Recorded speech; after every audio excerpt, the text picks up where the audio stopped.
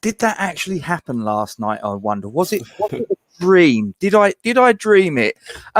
Bill, talk to me. Did it actually happen? Yeah, I can confirm it was reality and it all happened, mate. It wasn't a dream at all. Wow. Before we get into it, guys, thanks for joining us. Don't forget, drop a like on the stream. Make sure you subscribe to the YouTube channel and hit that bell icon to be notified of any new content as and when we upload it to the channel. Ladies and gentlemen, he's making his debut on Forge from Iron today. Bill, please introduce yourself and let everybody know who you are and where they can find you. Yeah, sure. Yeah, thanks for having us on, mate. Yeah, so been a West Ham fan all my life, and been seeing to gold for a number of years at both Upton Park and at the London Stadium, and I've got my own YouTube channel, which is Garage Football, which is similar to the likes of Spencer FC, Under the Cosh, James Lawrence Alcott, Fogden, all those guys. So vlogs, watch-alongs, etc. So I vlog at every West Ham game I go to. So feel free to have a look and subscribe if you like it. Yeah, give him a subscribe, ladies and gentlemen. I am a subscriber, of course. You know. You are, mate.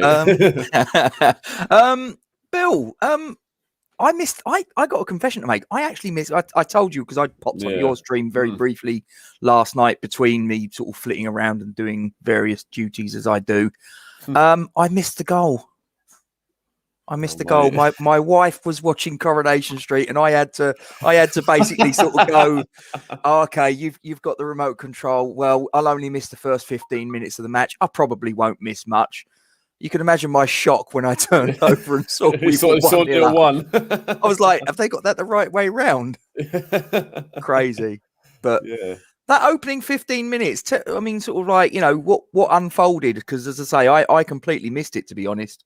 Yeah, but bright start by us, to be honest. We were saying before, obviously, both teams made a number of changes. United made 11 changes and we made 10. So just one player played from Sunday, which was Bowen, of course. And but we started off on the front foot. And, even before we got the goal through, Lanzini made a couple of chances and, pushed up the pitch. And, likes of Crowl had plenty of touches in midfield on his debut. And, Lanzini, Yamalenko who started last night, and obviously Bowen as well. So we had looked pretty good actually. And I think when we did get the goal, it wasn't against the run of play or anything. I think we sort of deserved it based on how we started. And it's one of them where if you're on top of it in the game, you got to score while strike while the iron's hot, so to speak. Yeah, so definitely, and it was a really good move as well. I mean, kept the ball well in. Just inside United's half, and then Fredericks with a brilliant run down the right, and he picked out Lanzini, and it was a lovely finish into the bottom corner past Dean Henderson. So it was where was that, 9 minutes? Was it? Yeah, nine minutes gone, and it was, as I say, it was the least we deserved. Yeah. When you saw the starting lineup, were you concerned? No, I felt that a few of the players that had started in the Zagreb game the week before, I think really impressed. I thought Fredericks was outstanding in the Zagreb game. I thought Diop was a bit shaky last week in Zagreb, but he improved as the game went on. Obviously, we know how Johnson has played in the past season or two. It's great to see Areola get his first start, so no concerns there.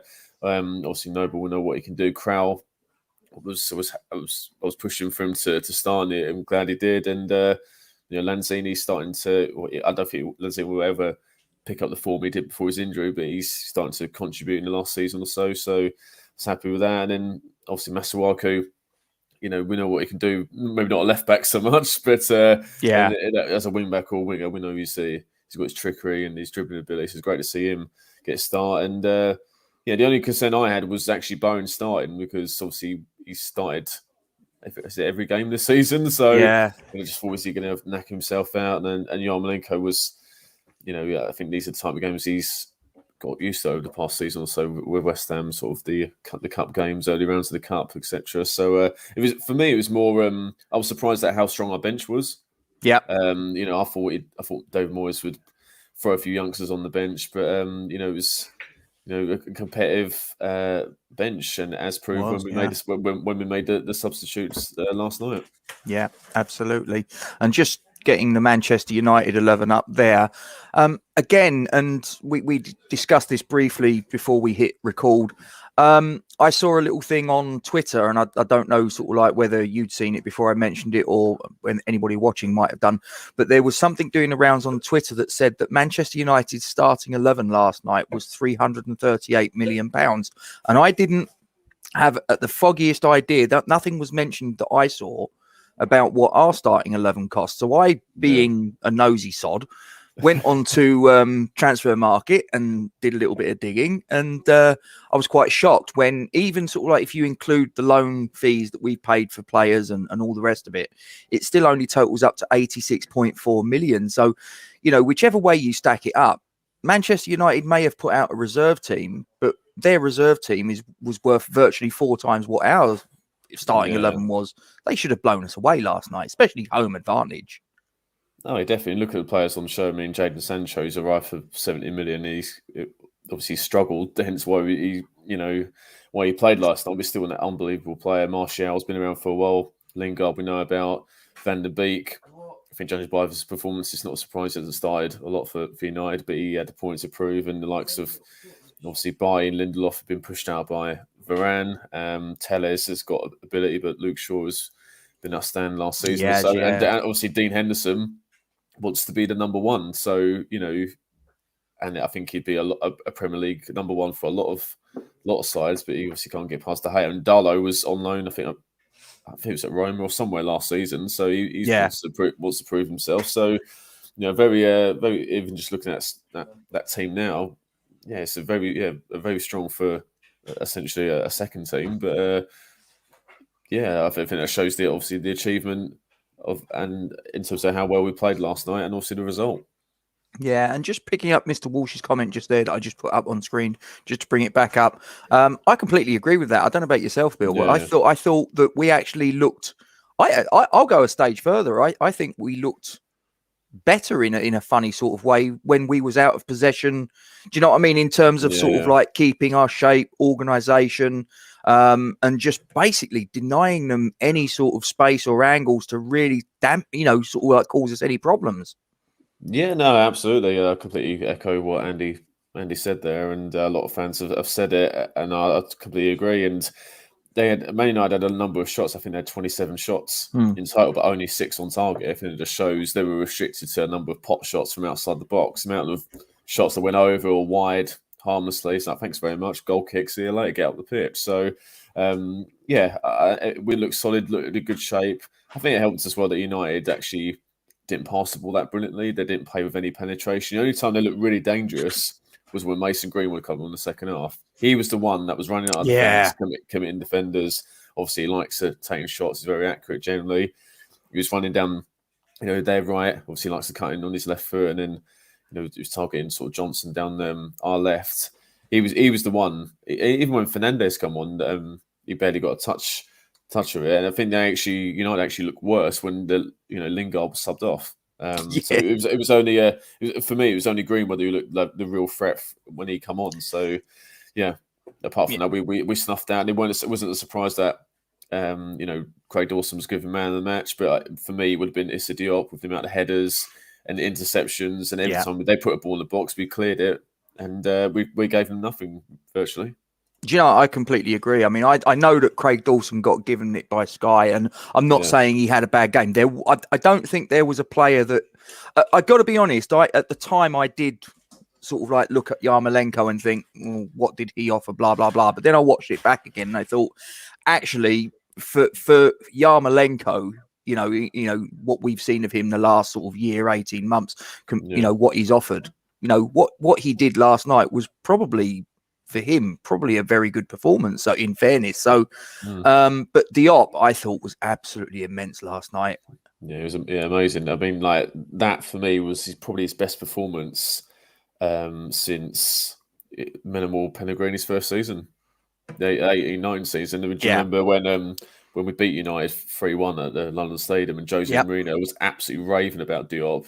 Yeah, he was like, how have we missed him? Yeah, like praising Oscar. Well done for finding him, basically. And obviously, Diop, and as much as the team, been a bit inconsistent since that point, obviously until the last season or so. But that showed how if Diop cuts out the mistakes and stops having these absolute brain fades like he seems to keep having. And obviously the infamous one was the Brighton 3-3 at London Stadium. So like if he cuts that out, he's got the ability technically on the ball, heading's outstanding. He's got a fantastic physique and leap on him. He's got all the tools to be a top class centre back. But it's frustrating that obviously he hasn't proved that over a consistent run of games. But hopefully, obviously Kurt Zouma with his qualities, I think will help Diop, not only in terms of his ability, but in terms of learning from someone like Zouma who's played at the highest level for all of his career virtually. Yeah.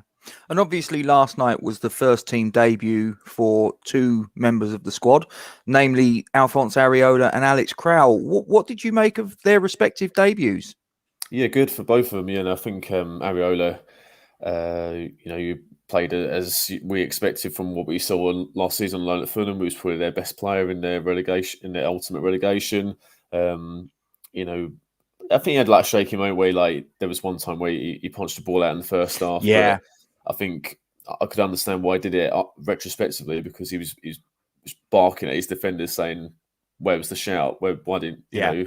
So in that, if you get no shout, I'd rather you do that than just let the ball land at your feet. Do you know what I mean? Yeah. So apart from that, but they looked comfortable. His handling was good. Looked a real safe pair of hands. So absolutely played as I expected. And then Crowl was Crowl's decent if he got around the pitch. He's not lightning quick by any means, but he's got a good engine on him. Bit like obviously Souček, obviously Czech teammate is it of his. Got around the pitch. His passing was decent. Proper say box to box midfielder. Say he was committing players forward. He was contributed in the attacking sense, but also was a really good foil and shield for the likes of Dawson and Diop. So I think it was a testament to how well that Crowl Noble played in the middle of the park, where United kept having to go out wide to have any success. Yeah, I mean, and you've just mentioned him there. I was going to bring him up. Mark Noble rolled back the years, a performance of, I think that sort of like, his experience came into play. Yes, he got a booking and all the rest of it, but I thought he was very, very, very controlled in the engine room. Yeah, no, absolutely. I mean, obviously we know what Mark's capable of. He's not going to play every game, but certain games like last night, he was perfect for. A really good foil for Crowl. As I say, he was busy getting around the pitch, and Noble's composure, especially towards the end where we were just keeping the ball, was exemplary. So, obviously we need Noble in certain games this season, because obviously it's impossible for Souček and Rice to play every single minute. So, they both him and Crowl had to come in and do a job, and they did well against a decent United midfield of obviously Matic and Van der Beek, etc. So I think they more than they held their own against them. Yeah.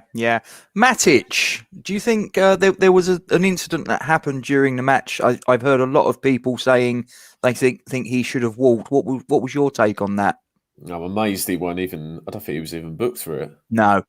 No. Yeah. If it was, I'll tell you what. If it's so true, what everyone on Twitter said, if someone did that on Matic or on another United player, I mean, there'd be scandals, back page headlines, it'd be trending on Twitter. Do you know what I mean? Or like load of clickbait articles, etc. Yeah. So I don't know. I think I'm amazed that he didn't get booked, or possibly even on another day could have even been red card. I think, but that's the problem with. Is it a problem? Yeah, I suppose so. With the Carabao Cup is obviously they don't have VAR in the competition. Yeah. No.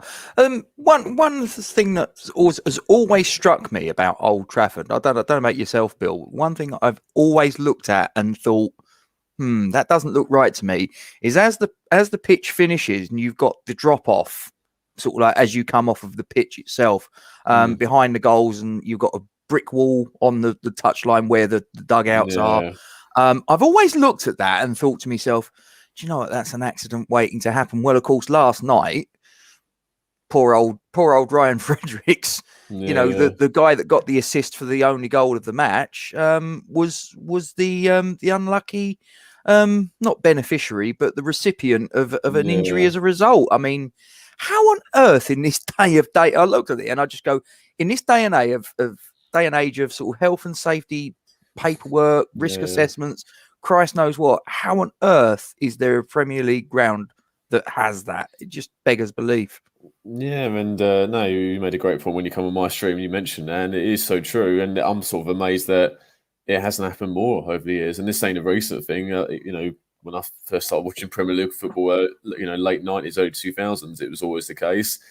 But seeing a lot of United fans saying it's been that way since I think the 70s or even before then. So it's not a new thing at Old Trafford. And as I say, I'm just surprised it hasn't happened a lot more. But unfortunately, Fredericks was the unfortunate party in this instance.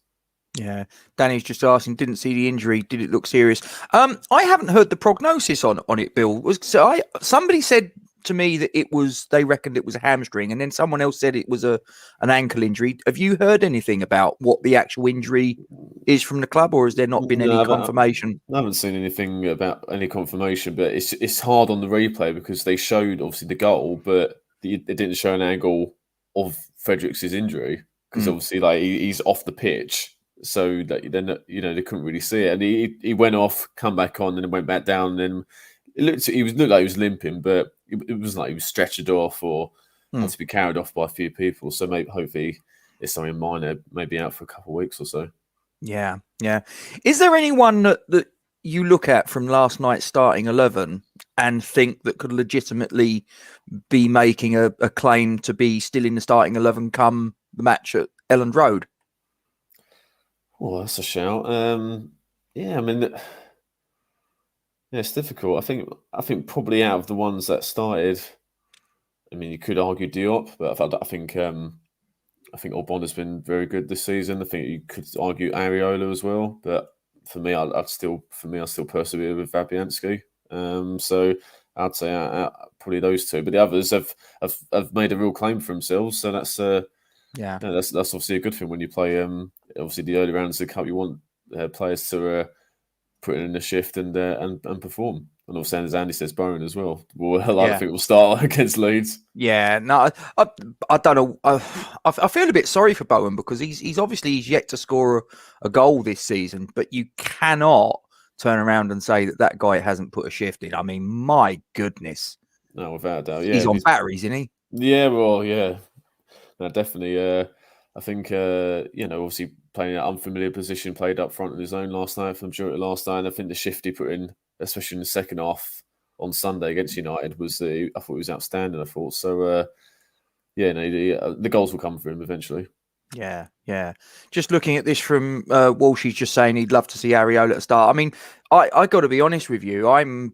I've always been a Fabianski fan. I'm not a Fabianski basher, and I think he's still a very, very good shot stopper. I just don't think that he commands his box the way that he did that first season he was with us. Yeah, brilliant, no problem. But I don't know what the reason is. I don't know whether it's anything to do with any injury concerns he's got, or he just isn't able to do it. I don't know, but I did think that Areola had a better command of his area, and I if I was picking for the game at Leeds, I'd like to have him. I would have him in, but I have a suspicion that Moyes will be loyal to his long-term number one.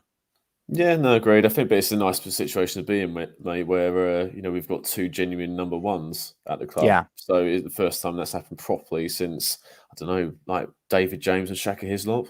I'd probably argue early 2000s. I know we had like Bywater and Jimmy Walker, but in terms of like the highest quality, I'd probably say Hislop and David James. But it's a nice position to be in, and obviously. I think in time, Areola will hopefully sign at the end of the season, and which would be brilliant. So I think what was more of a surprise is that Fabianski played the Zagreb game. I thought Areola would be obviously the League Cup keeper, maybe FA Cup, also Europa League as well. So, but we'll see how that goes later in the season. Yeah, because I wasn't aware of this, but Duke told me that apparently David Moyes had come out when he was asked why didn't Areola start against Zagreb. He was quoted as saying that he wasn't ready, which I was like, What's that all about? Yeah, I don't know. I think he proved more than enough of his quality last season, and so I'm a bit puzzled by that statement. Yeah. Should we do player ratings, Bill? Yeah, let's do it, mate. All right, so we'll start with the goalkeeper. So Alphonse Areola. No half marks, I'm afraid, mate. You have to go. Full marks. No shit house, sorry. Full marks only. No, sorry. Rules are rules. All right. Area 8 out of 10 for me. Yeah, no, I don't think he put a foot wrong. I think he was, like I say, his command of the box was there for all to see. The only thing that I'd probably say was something that I thought would be better than it was his, and this is something that Fabianski gets a bit of stick for, is his distribution. That was not quite where I think I was expecting it to be. That will come though. That will come. Yeah. Once he knows his players and plays more games, that will get better. Yeah, absolutely. Ben Johnson.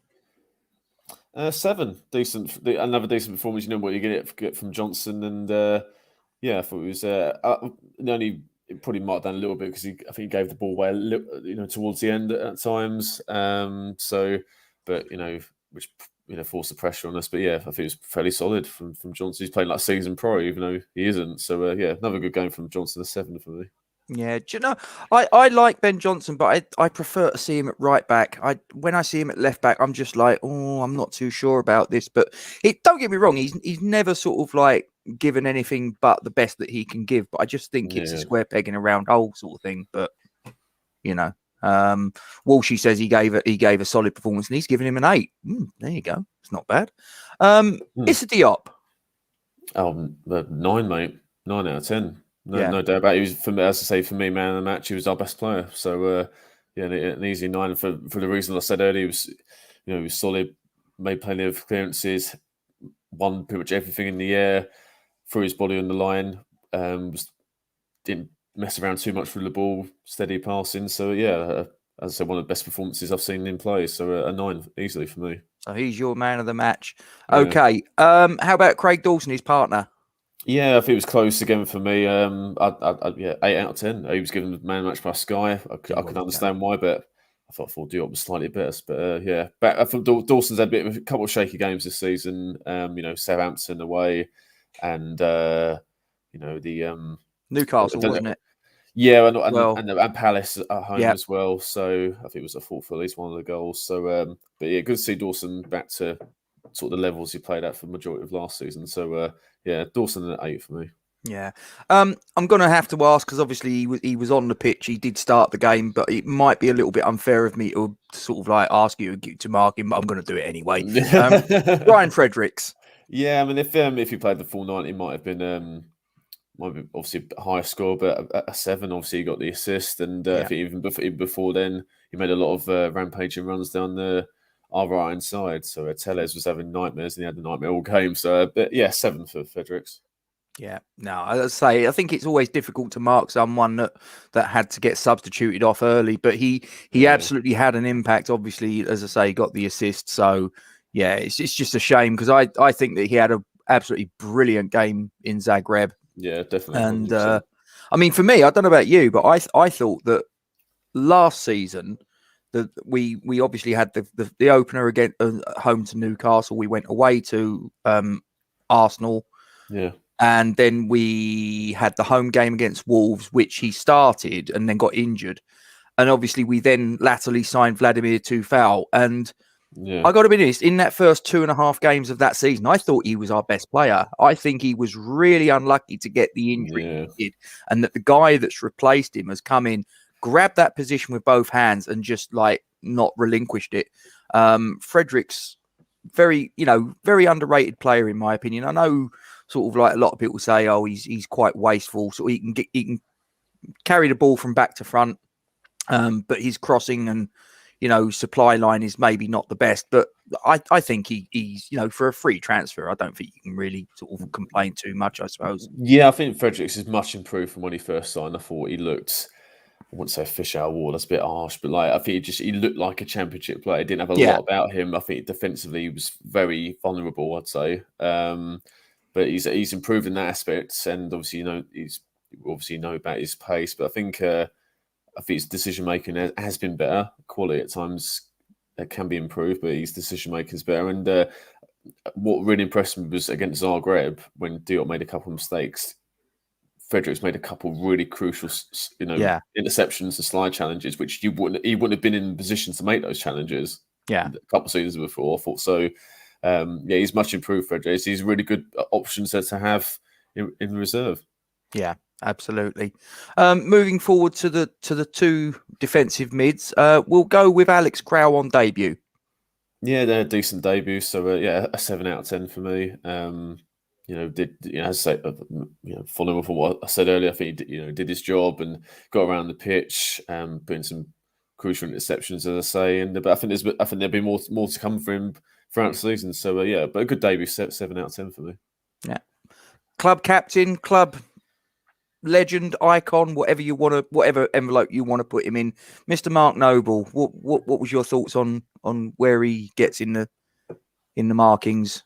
Yeah, same as Crowl at 7. I think they're both equally as good as each other, and both did the job that was needed last night. They've obviously got a decent midfield United who played last night, so and they were a really good shield for Diop and Dawson in our defence. So good performance. So 7 out of 10 for Noble as well. Yeah, and he got his usual booking. So oh yeah, definitely. Yeah, had to be done. There was only one card given all night, and you just knew it was going to be Noble. So moving a little bit further forwards, Arthur Masuaku, who's played on the left wing. Thank goodness, not at left back. Yeah, I think. Masuaku was okay. I'd probably give him a 6. I think it was it's his first game for ages. I think it did decent enough. Probably not an amazing run of not like dribbling, not really like we usually see from Masuaku, but decent enough, few decent touches. But his first game for a while, so he was never going to score highly. Walshy, he given Noble a 9. Bloody hell! I didn't think he was a 9. He played well, but I wouldn't say 9 out of 10. Yeah. I'd have said maybe borderline 8, given that he's in the twilight of his career. Might have sort of like stretched to an 8, but bloody hell, Walshy, you're generous. This ain't the 15-16 season. Then we go to the goal scorer, Manuel Lanzini. Probably give him an 8 actually. So he played. Obviously got the goal, but he kept the ball really well in tight spaces. Went on a few dribbles and stuff. So good to see Lanzini get some good form early in the season. So probably give him an 8 actually. Yeah, fair enough. Then we come, as I say, I in the immediate aftermath of the game, I was quite critical of Andre Yamalenko. As I say, having watched the game back, I'm now a little bit more okay. Maybe he did a bit more than what I originally gave him credit for. But what was your thoughts? How do you mark him up? Yeah, I think he's performed better than John Montgomery Moral booking. That's so true. I thought Yamalenko was better than now he has been last few games, but that's not really saying that much. So I can't really mark him high for that reason. But I actually thought Yamalenko was decent. I've got to say, I think he committed defenders. I think there were times where got away from defenders, which we don't see that often. The game actually probably suited him last night, actually, with the amount of changes and stuff. So I'll probably give Yama a 7, actually. And obviously, he could have even got higher if he managed to score that sitter, which he should have done in the second half. So probably give him a 7 for me, yeah. Well, we had 3 chances right at the last knockings, didn't we? And you just thought, when we missed all 3, you're sitting there. I don't know about you. I was sitting there thinking, oh God, I know what's happening next. No, I shit myself after one of them because I think Greenwood went on the run with the ball after one of them. We should have killed it off. But Yamalenko was better than what he has been. But as I said, that's not really saying a lot. Yeah. And the last of the starting 11 will go with Jared Bowen. An 8. He led the line brilliantly. Obviously in his unnatural position, but worked his socks off. Really good link play between him and the attacking players and committed defenders, and probably, as I say, deserved the goal. But those will come later in the season for him. But another top performance from him. Yeah. And then we move on to the substitutes that came on. Vladimir Tufal had a little bit more to do than what he possibly anticipated he would when he first went up to Old Trafford, sitting on the bench. Got called on early. What were your thoughts on his display? Excellent. He was playing against Sancho, who, Jadon Sancho, who obviously arrived for big money, hasn't lit the Premier League alight just yet. I think he will in time. But I think Tufal got the better of him. So I'd probably give Tufal an 8, actually, because obviously he played for longer than Fredericks. But I thought it was another top performance from Tufal, even though he got assaulted by Matic in the second half. So probably give Tufal an 8 out of 10. Yeah. Yeah. We then moved to Pablo Fornals. Fornals was quiet. Didn't get a lot of time on the ball, but did enough to help the midfield. So probably a 6, but he did get a lot of time today. So yeah, I mean, what was it? I think he was on for about 21 minutes, something like that. Yeah, same and probably most of it as well. Yeah, and probably most of it, we didn't have too much of the ball. So, but you know what you're going to get with Pablo Fornals. He's always going to sort of he's always going to put a shift in. Even if we haven't got much of the ball, he's going to be sort of getting in and amongst it. And you mentioned him there, Nikola Vlasic. Yeah, same as Fornals, a 6. Exactly the same. Looked decent enough. I think he's had a decent start to his career at West Ham, but again, there's more to come for him. But you could see the put himself about and made some good support runs when we were on the counter attack and stuff. So but again, not enough time. So 6 out of 10. Yeah.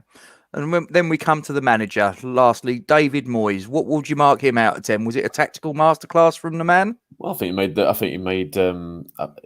think what many fans might have expected, we would play wing backs and really try and shithouse to penalties or something, but kept the same formation, went for it. I think the changes were bang on as proven. I think the subs were very good as well, come at the right time with the right players, I'd say. So I'd give Moyes an 8 out of 10. Yeah. No, I couldn't agree more. I think Moyes, I still hear people that give Moyes a bit of stick, and I just don't get it.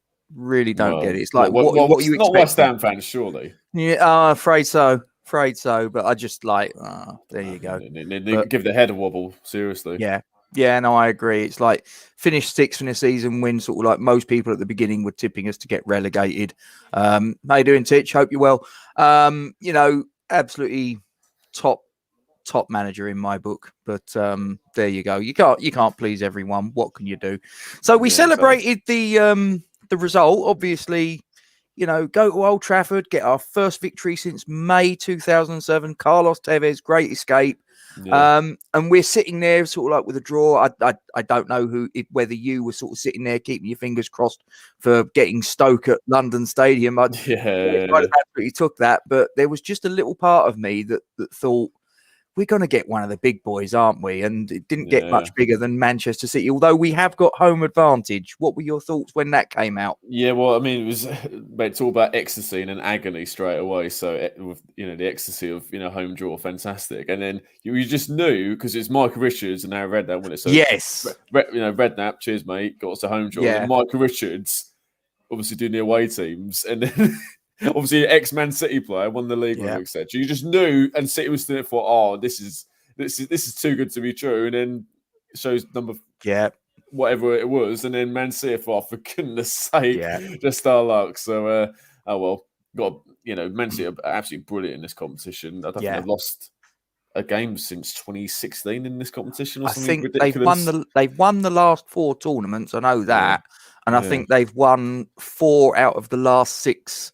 Finals, which is absolutely astonishing. I know everybody says that but they are bankrolled by a nation, this, that, and that. They've still got to win it. And to be honest, 4-5 years where they've not lost a game in this particular tournament. Yes, I don't care who you are. That's phenomenal. Fair play to them. So you just knew that we were gonna draw them. Oh, it'd be a tough ask, but I mean, we weren't really expecting much to happen from last night, and look what happened. So, and I think Pep will make some changes, but I think if we play a strong enough team, we'll give him a game without a doubt. So I look forward to going actually.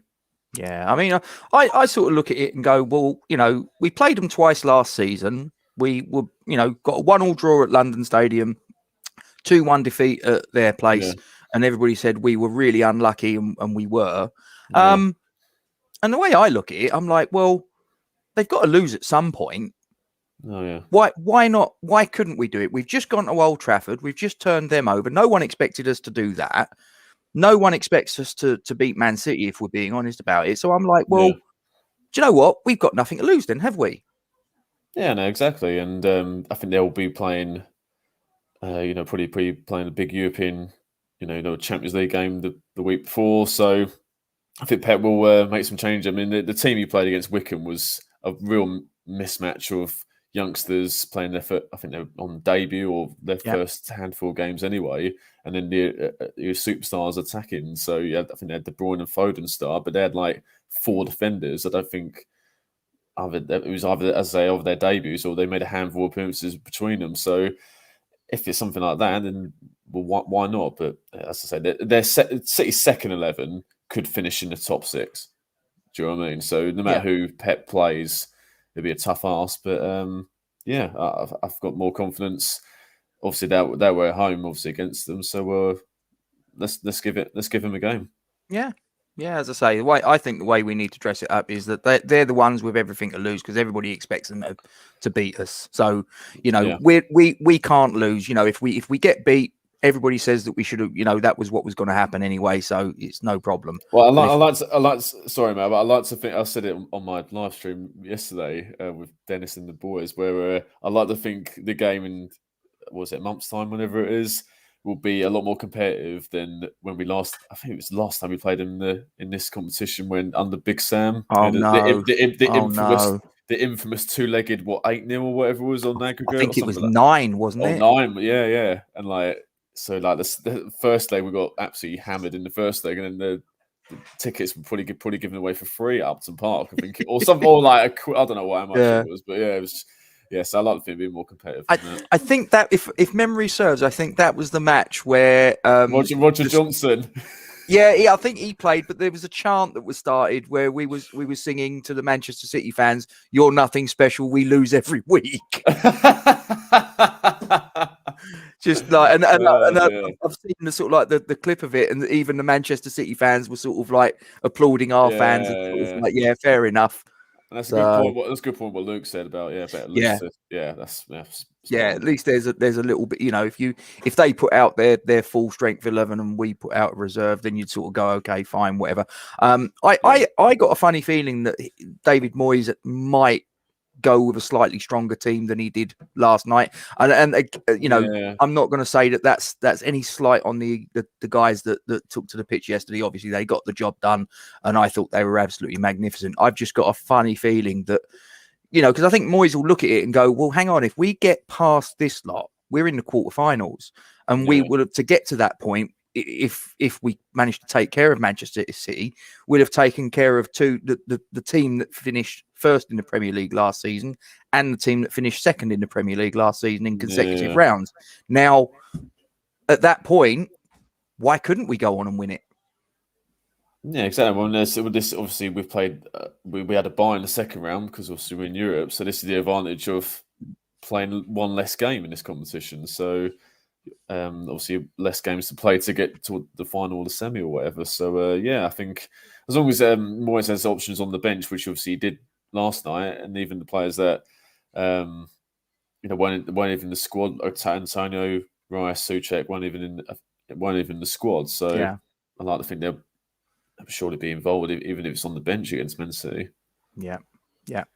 Well, we're off to sunny Elland Road. I'm not too sure how sunny it's going to be on Saturday in Yorkshire, but as now we're going to bask in the glory of a fantastic result up at Old Trafford. They don't come very often, so if there's any Manchester United fans that are watching that are going, look at those two Cockneys crowing about it. Listen, it happens once every 14 years, yeah. So forgive us if we enjoy our moment in the sun. You'll have the next 14 years to obliterate us. Oh, exactly. Yeah. We'll just stick to winning the home games. Yeah, absolutely. But Bill, I'm gonna end the stream very shortly. I thank you very much indeed for your time. And just once more, please give your YouTube channel a shout out to any of the guys watching. Yeah, so I've got a YouTube channel for football matters. So called Garage Football. Watch alongs, live streams, interviews, vlogs. I vlog every West Ham home game, for example. So have a look and subscribe if you like. Appreciate that, Bill. Before we wrap it up, I'm just going to do my usual finish off to you guys. You regulars will know where I'm going with this. Don't forget, guys, drop a like on the stream, subscribe to the YouTube channel. Make sure you hit that bell icon to be notified of any new content as and when we upload it. And please don't forget the campaign for Isla still continues. You'll notice there is a new Just Giving link. There's been an update to it. But the family still need help with all of the bits and pieces pertaining to Isla's plight. So please, if at the very least you can copy and paste this is in the description below YouTube and Facebook, so you can copy and paste it, put it on your social media platform, little bit of info for your friends, your followers and all the rest of it as to what the appeal is all about. And if you are in a position to put a couple of quid in the tin, I would encourage you to do so. No donation is too small, and I thank you very much indeed for your consideration as always. Bill, that is where we're going to end it, my friend. Thank you very much indeed for your time. No, thanks for having us, mate. No problem at all. And we're going to finish off with our usual sign off. Come on, you Irons. Come on, you Irons.